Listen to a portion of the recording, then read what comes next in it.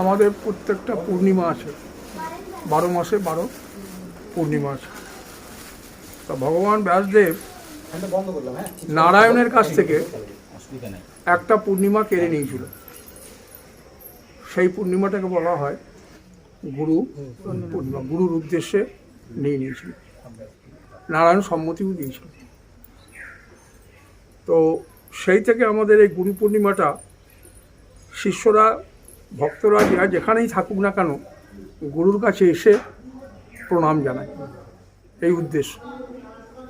আর গুরু যত দূরেই থাকুক না কেন শিষ্যের কোনো একটা কেন্দ্রে, বাড়িতে হোক বা কোনো আশ্রমে হোক, উপস্থিত থেকে ভক্তদের এই প্রণাম স্বীকার করে। তাতে ব্যাসদেবের এক বিশাল আশীর্বাদ করা আছে এই পূর্ণিমাতে। আর এই পূর্ণিমাটা মানব জীবনেরই সার্থকতা, অন্য কোনো জীবনে হবে না। সেই জন্য মানব জন্ম পাওয়ার পর যারা এ পথের পথিক নয় তাদের জীবনটা, ভগবান শ্রীকৃষ্ণ বলেছে, মৃত্যুর পর মৃত্যু আর জন্মের পর জন্মতেই চলবে, কারণ তারা সেটা চেয়েছে। আর ভগবান কল্পতরু, যে যা চায় সে তা পায়। মানব জীবন পেয়ে যারা ভোগের জন্য জীবনটাকে অতিবাহিত করল, খাওয়া পড়া থাকা শোয়া এই ব্যবস্থাতেই লেগে থাকবে, ভগবান তাদেরকে ভোগের জীবনই দিয়ে যাবে, যে ভোগ আর মরণ, ভোগ আর মরণ। আর যারা এই ভোগের জীবনটাকে দুঃখের জীবন বলে মনে করেছে, যে ভোগ মাত্রই দুঃখ, এটা যারা অনুভব করেছে, ওদের আধ্যাত্ম জীবনে চলা ছাড়া দ্বিতীয় পথ নেই। আর এটা সংখ্যায় অত্যন্ত কম বর্তমান যুগে। এখন সব মানুষই ভোগমুখী, যোগমুখী নাই, যোগ লুপ্ত হয়ে গেছে। ভগবান শ্রীকৃষ্ণ যেটা ভোগ থেকে মানুষকে যোগে যুক্ত করানোর জন্য যে ব্যবস্থা করেছিল তার নাম হচ্ছে শ্রীমদ্ ভাগবত গীতা। সেইটা এখন লুপ্তের দিকে।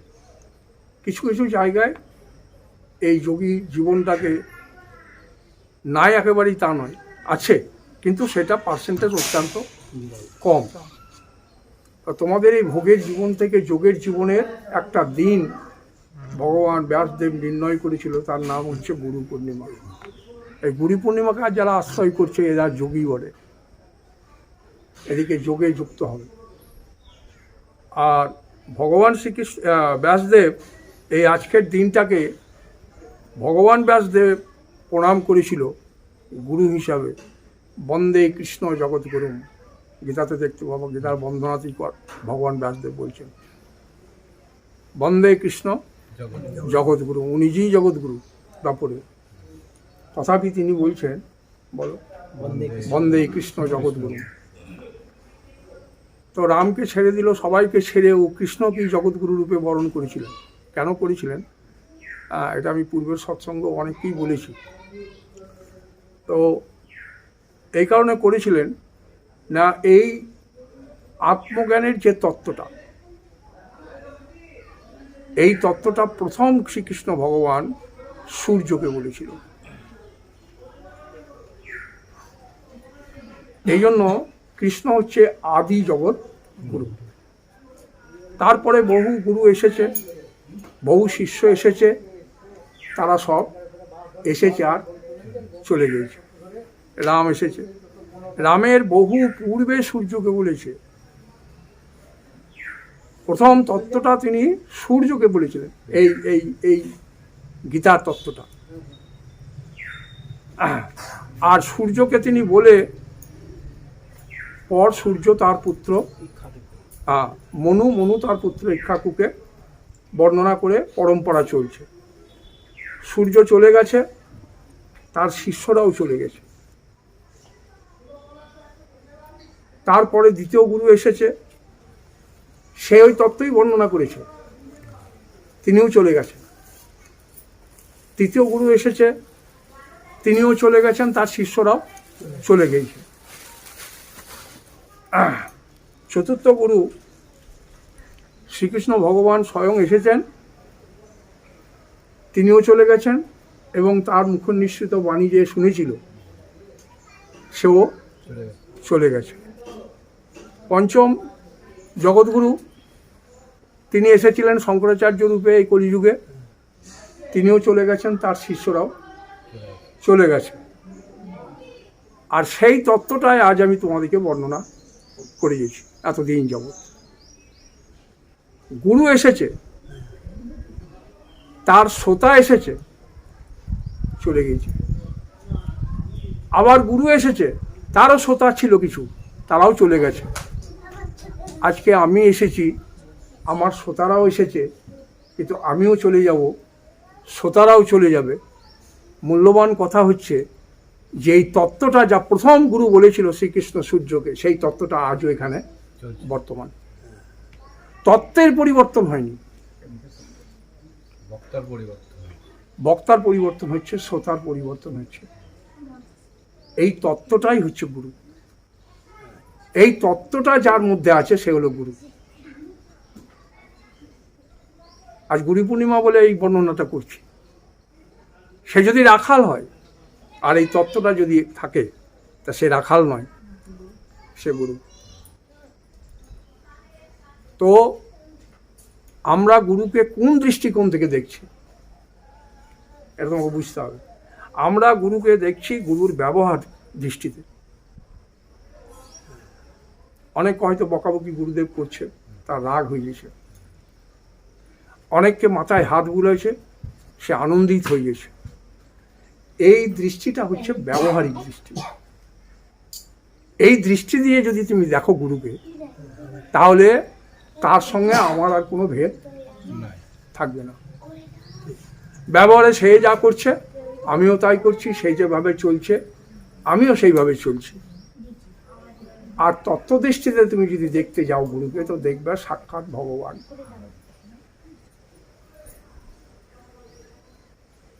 তো তোমাকে দৃষ্টিকোণটা বদলাতে হবে। এ বিষয়ে অনেক বর্ণনা করা হয়েছে।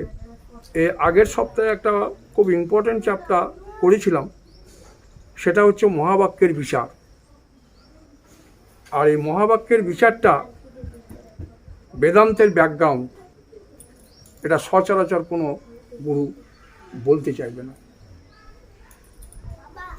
আর এটা এত গভীর এবং বুদ্ধিটাকে এত নির্মল করে দৌড়াইতে হবে, তবেই এই জায়গায় ঢুকতে পারবে। তো আগের সপ্তাহে ব্ল্যাকবোর্ডে করেছিলাম, আমাদের স্বপন ছিল, আরও সব ছিল। আর একদিন করেছিলাম বিকাশের বাড়িতে।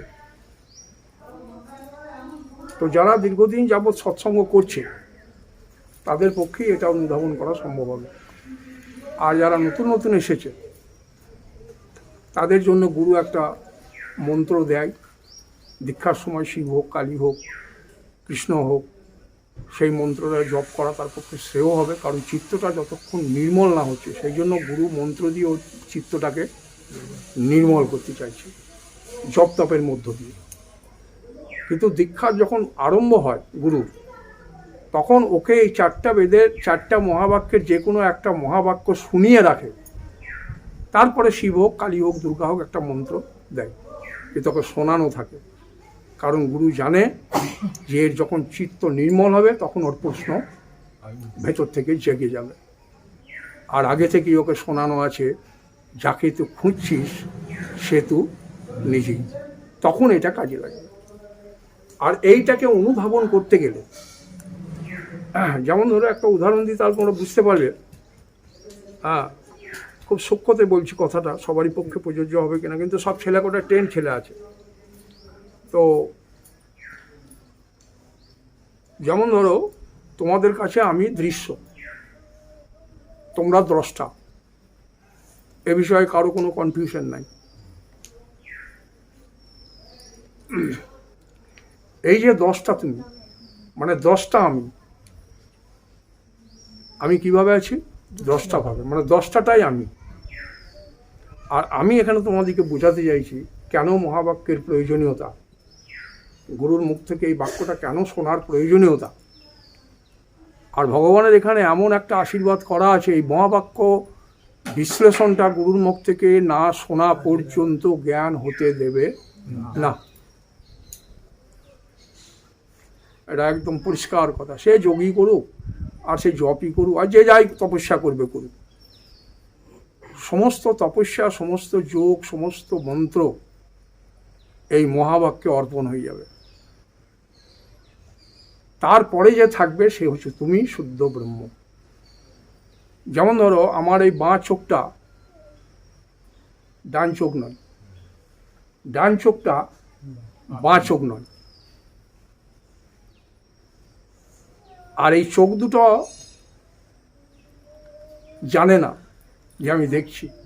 যে জানে সে হচ্ছে, বলো এক বাক্যে বলো, আমি। আমি, এটা তো কোনো কনফিউশন নাই। আর আমি এমন কিছু পৌরাণিক কথা বলছি না যেটা তোমার অনুভবে নাই, এরকম কথা কোনোদিনই বলবো না। কেন বলবো না? না, তোমার অনুভবে যেটা নাই সেটা ব্রহ্মাণ্ডে কোথাও নাই, আর যেটা তোমার অনুভবে আছে সেটা বিশ্ব ব্রহ্মাণ্ডে আছে। এটাই মহাবাক্য। তো বাঁ চোখটা যদি ডান চোখ না হয়, ডান চোখটা যদি বাঁ চোখ না হয়, আর এই চোখ যদি না দেখে আমাকে বিনা, তাহলে আমি কি? সব কিছুর দ্রষ্টা। হলো তো? এবার এই যে তোমার আমি আর আমার আমি, এ দুটো আলাদাভাবে দেখা দিচ্ছে। যত কটা জীব তত কটা আমি, ইন্ডিভিজুয়াল। এটা কমন হবে না, ইন্ডিভিজুয়াল হবে। আর এখানে গভীরে প্রথমে এই আমিটাই ভগবান, এই আমিটাই সকলের দ্রষ্টা। এটা প্রথম স্টেপে করবে। মহাবাক্যে শোনার পর এটা দ্বিতীয় স্টেপিং হয়ে যাবে। যেমন ধর, তোর আমিটা আমার আমি কখনোই হবে না। আমরা এতদিন যাবৎ শুনে এসেছি এই আমিটাই আমি, সবারই আমি। কিন্তু আমি যখন ডিপে যাচ্ছি, বেদান্তের ভেতরে যখন মহাবাক্যের অন্তর্গত যখন যাচ্ছি, তখন দেখছি এই আমিটা সবারই আমি নয়। আমার যে ইন্ডিভিজুয়াল আমি, যেটা আমি এখন বর্তমান, এই আমিটা ঘুমিয়ে গেলে থাকে না।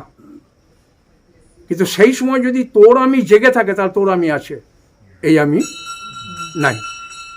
অতএব তোর আমিটা কখনো আমার আমি হতে পারে না, আমার আমিটা কখনো তোর আমি হতে পারে না। এটা খুব ডিপলি বুঝতে হবে তোকে। এর মধ্যে তেসরা এক আমি আছে। তোমার আমি এবং আমার আমির মধ্যে একটা তেসরা আমি আছে। সে বলছে যে সকলের আমি, সকলের আমির মধ্যে আমি বর্তমান, এই তেসরা আমি। কিন্তু তেসরা আমি বলছে না কি আমি সবারই মধ্যে আছি, বলছে কে? এই আমি। কিন্তু যখন ও বলছে কি আমি সর্বত্র আছি, সবারই মধ্যে আছি, তখন যেন ও তেসরা আমি হয়ে যেন বলছে, মানে ব্রহ্ম হয়ে বলছে। এত গভীরভাবে ও বলছে যে আমি সর্বত্র, আমি ব্রহ্ম। এটা কোন আমি বলছে? ও তেসরা আমি বলছে না। তেসরা আমিটাকে সাক্ষী আমি, ও বলছে না, তো নির্বিকার বলছে এই আমি। কি করে বলছে? না, ওকে জেনে নিয়েছে। তারপরে ও যখন বলছে তখন মনে হচ্ছে যেন তেসরা আমি মানে ব্রহ্মই বলছে। ব্যাপারটা বুঝতে পারছি না? মানে মাটির হাঁড়ি, উদাহরণ, মাটির হাঁড়ি। এই হাঁড়িটা বলছে যে ওটা সরা, ওটা পাতনা, ওটা কলসি, ওটা পুজো, এসব আমার থেকে আলাদা। আমি দশটা, এরা দৃশ্য। সৎসঙ্গ করছে হাঁড়ি, করতে করতে ওর জ্ঞান হয়ে গেছে যে আমি হাঁড়ি নই, আমি মাটি। সেই দিন থেকে ওর দৃষ্টিতে বাকি যত আছে, তখনও কি বলছে? আমাকে ছাড়া কারো অস্তিত্ব নাই, সবের মধ্যে আমি, আর আমার মধ্যে সব। এই যে কথাটা, এটা কিন্তু মাটি বলছে না, কে বলছে? হাঁড়ি বলছে। ওই হাঁড়িটাই বলছে, যে বলছিল আমার থেকে সব আলাদা, বলছে হাঁড়ি। কেন বলছে? না, ওর মাটির দর্শন হয়েছে। আর যখন বলছে ও, তখন যেন মনে হচ্ছে মাটি হয়েই বলছো। এই অধ্যাস ছেড়ে দিয়েছো। এই জায়গাটাকে যেতে গেলে, পৌঁছাতে গেলে বেদান্ত সর্বপ্রথম আমাদেরকে 4টা সাধনার কথা বলেছে। 4টা সাধনার ভেতরে বিবেক, বৈরাগ্য, সৎ সম্পত্তি, মুমুক্ষুতা, মুক্তির তীব্র ইচ্ছা। সবই হয়, মুক্তির তীব্র ইচ্ছা সবারই হয় না। যে জ্ঞানটা আমাকে লাভ করতেই হবে, এই জ্ঞানটা আমাকে করতেই হবে, না তো এই জীবনটা বেকার হলো। এই চেষ্টাটা সবারই ভেতরে উদয় হয় না। কাদের উদয় হয়েছে? যাদের ভেতরে ঈশ্বর মলয় বাতাস তুলে দিয়েছে। গুরুর বাক্যরূপ মলয় বাতাস যার হৃদয়ে উঠে গিয়েছে, বাস তুমি গুরুর অনুকূল খালি পাল তুলে দাও, অরিমুখ্য হবে। কাদের হলো, কাদের হয় না? যাদের গুরু বাক্যটার প্রতি যারা সন্দেহ নাই, ভালো আমার অনুভূতিতে নাই, কিন্তু গুরু যা বলছে ও সত্যিই বলছে, ওর অনুকূলে যদি আমি যাত্রাটা আরম্ভ করি, তাহলে কিন্তু আমি গন্তব্যে পৌঁছাব। এই যাত্রাটা কিভাবে হবে? আর এইটাই হচ্ছে অদ্বৈত বেদান্তের মূল কোর, গুরুর মহাবাক্য। এই জন্য ওই ছেলেটা হাওড়া থেকে আসে, বহু কষ্ট করে আসে। সেই জন্য ওকে বললাম, তুমি যেন কোনোদিনই গুরু পূর্ণিমাতে আসবে না। কেন আসবে না? না, এখানে যে কথাবার্তাটা বলবো ওটা কমন কথাবার্তা, আর তোমাকে নিয়ে বসে আমি যে আলোচনাটা করব, মানে ওকে বানাবো। এখন যে কথাগুলো বলছি ওগুলো বুঝতে পারছে, কিন্তু জীবনে অ্যাপ্লাই করা বড় কঠিন হবে। আমি ব্রহ্ম এটা শোনা যাবে, কিন্তু সেটা জীবনে, নিজের জীবনে অ্যাপ্লাই করে সেই রূপে দাঁড়ানো ও চট করে হবে না, সেই ঘুরে ফিরে দেহুই হয়ে যাবে। এই জন্য এটার একটা প্রসেস আছে। প্রথম প্রসেস হচ্ছে যে এই জীবনে এই দেহকে আমি মনে করি, এটা ব্যবহারিক সত্তায় এই দেহকে আমি মনে করে আমি প্রচুর পাপ করেছি, কত মিথ্যা কথা বলেছি। কিসের জন্য বলেছি? এই দেহকে আমি মনে করি, এই দেহটাই আমি, এটা যে মনে করেছে। সে কি পাপ করেনি সেটা বল। যদি এই দেহটাকে আমি মনে করে আমি গঙ্গায় চান করে পুণ্য অর্জন করেছি, তাহলে নরক কি কর্ম করলে হয় আমাকে বোঝা। এই করে যদি নরক না হয়, কতটা ভয়ঙ্কর কথা বুঝতে পারছিস? কি কর্ম করলে পরে, সবাই কি বলে গঙ্গায় চান করলে পরে পুণ্য হয়, আর যাগ যজ্ঞ পূজা তপস্যা করলে স্বর্গ হয়। এই পুণ্য কর্ম করনেওয়ালা লোক চিত্তশুদ্ধির মর্ম বুঝবে না। চিত্তশুদ্ধি করনেওয়ালা লোক পূর্ণ কর্মে যাবে না। বড় ডিফারেন্স আছে। আমাকে বল, এই দেহকে আমি যারা মনে করে যে পুণ্য কর্ম করেছে, তাহলে কি কর্ম করলে পরে, এছাড়া কি কর্ম করলে পরে নরক হয়? এ আমার কথা নয়, বেদান্তের ঘোষণা। তাহলে আমাকে বল, কি কর্ম করলে পরে নরক হয়? এই করে যদি নরক না হয়, তো কি কর্ম করলে নরক হয়? দ্যাটস মিনস বোঝাতে চাইছে কি, দেহকে যারা আমি বলে মনে করছি, এইটাই হচ্ছে আমার জন্ম এবং মৃত্যুর মূল কারণ। এই কারণটাকে আমাকে সরাইতে হবে। এটাই হলো মূল, মানে আমার দুঃখের বীজ। আমার সংসারের দুঃখের কারণ কেউ নয়, আমার নিজের অবিবেক, যাকে বেদান্তে অজ্ঞান বলছে। এই অজ্ঞানতার কারণে আমার জীবনের সমস্ত দুঃখ। তা গুরুর প্রয়োজনীয়তাটা কোনখানে হলো? গুরুর প্রয়োজনীয়তাটা আমার কোনখানে পড়ছে? আর আমরা প্রার্থনাতে কি বলছি? অজ্ঞান তিমিরাঞ্জস্য জ্ঞানঞ্জন শলাকায় চক্ষু স্মিলিতম যেন তস্মৈ শ্রী গুরুবে নমঃ। এই অজ্ঞান, আমার অজ্ঞানতাটা কি এটাও বলি। অজ্ঞান মানে এটা ঘর নয় তা নয়, এখন দিন নয় তা নয়। এখন ঘর, এটা ঘরও বটে, এখন দিনও বটে। তাহলে আমার অজ্ঞানতাটা হচ্ছে আমার স্বরূপের জানকারি নাই, মানে আমি যে কে জানি না। আর যখন আমি এটা জানতে পারলাম না, তখন কি হয়ে গেল? আমি একজন মানুষ। আমার অজ্ঞানতাটা হচ্ছে, উদাহরণ দিয়ে বলছি, আমার অজ্ঞানতাটা হচ্ছে কি, সর্পকে যে আমি দেখছি, রশ্মিকে জানতে না পারায় সর্পের উৎপত্তি। এই জন্য রশ্মির জ্ঞান যতক্ষণ আমার না হবে, তো একজন বলছে ভালো করে এখানে মনোযোগ দেখ, অন্যদিকে মনোযোগ দিস না, কে আসছে কে এসে ওদিকে তাকাবি না, একেবারে চোখে চোখ রেখে চালা, শুনবি। মূল পয়েন্টটা বলছি, আমার দুঃখের মূল কারণটা আমি বলে দিছি। আমার দুঃখের মূল কারণ ওই লোকটা নয়, আমার দুঃখের মূল কারণ হচ্ছে আমি নিজেই। আমার সর্বপ্রথম মনে হবে আমাকে ওই লোকটা দুঃখ দিছে, কিন্তু ওই লোকটা দুঃখ আমাকে দিছে না। দুঃখ কে দিচ্ছে? দুঃখের কারণ ওই লোকটা নয়, আমার না বোঝা মনই আমাকে দুঃখ দিচ্ছে, অন্য কেউ দুঃখ দেয় না। দুঃখ যদি দিচ্ছে, কে দিচ্ছে? নিজের মন দেবে। আর সুখ যদি যাই তো কে দেবে? এই মনই দেবে। সেই জন্য আমার দুঃখের কারণ আমার ওই লোকটা নয়, ওই লোকটা একটা হেতু, ওকে হেতু করে করছে, কিন্তু দুঃখটা ওই লোকটা দিচ্ছে না, কে দিচ্ছে? মন দিচ্ছে। এবার মনকে বানাইতে হবে। আমার মন শুদ্ধ নয়, বেশিরভাগ মনই হচ্ছে হাওড়ার পুল, মানে ব্রিজ, ওখানকার কথা এখানে, এখানকার কথা ওখানে, ব্রিজের কাজ করছে মনগুলো। এই জন্য তোদিকে ভাবতে হবে যে মন আমার যাই হোক, সেটা আমি নই। একবারে ডাইরেক্ট মানে প্লেনে পাঠাইছি তোকে, আর নাহলে বহুত ঘুরপথ হয়ে যাবে ট্রেনে। ফ্লাইট মার,